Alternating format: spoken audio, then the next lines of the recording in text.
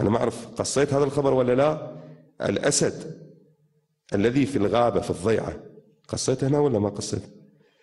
في رواية واحد من أصحاب الإمام موسى بن جعفر صلوات الله وسلامه قال سيدي احنا نريد نسلك هذا الطريق الأسلم والأقرب، هذا صراط منا نطلع، بس هالغابة فيها أسد. قال الإمام لحوم أولاد فاطمة محرمة على السباع. قال سيدي أنتم أولاد فاطمة أنا شنو؟ قال نعم. ما خاب من تمسك وأمن من لجأ. قال معاه.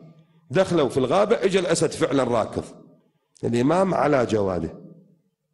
الأسد وضع يده محل موضع القدم في الفرس، هاي الحلقة الحديد اللي يرجع فيها الفارس قدمه، الأسد وضع يده. الإمام وضع قدمه فوق يد الأسد، الأسد طأطأ وقبل قدم الإمام.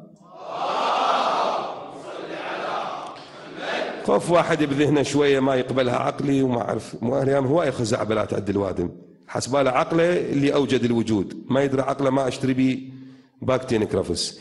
خوف واحد ما يقبلها عقله بعيد ولا قريب، قل له عمي هاي الرواية موجودة بمنتهى الآمال للشيخ عباس القمي في الجزء الثاني في باب معاجز الإمام كاظم، ترى هاي أبسطهن، إذا أقول غيرهن خوف صلوا على محمد ورحمة.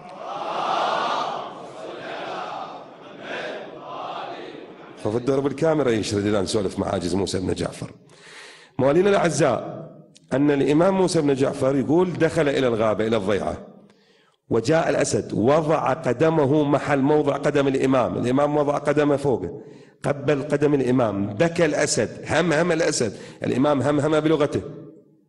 انصرف الأسد ينحني 3 مرات كأنه يقول اللهم لا تجعله آخر العهد مني. شايف انت شلون تطلع من الزيارة؟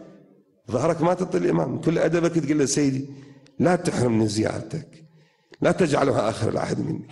هاليوم زرتك موسى بن جعفر خوف تنقطع الأسباب سيدي، خوف حدود تمنعني عنك، خوف ما أقدر أوصلك. الأسد انحنى. يقول صاحب الإمام سألته قلت سيدي ما الذي قلت وما الذي قال لك؟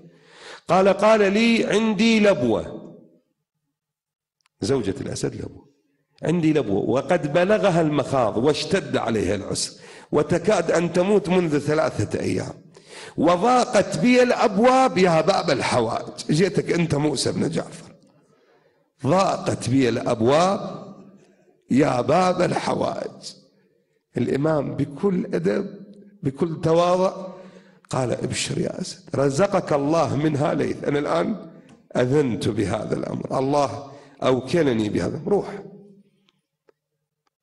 عاهد الإمام أن لا يأكل من محبي موسى بن جعفر أحد.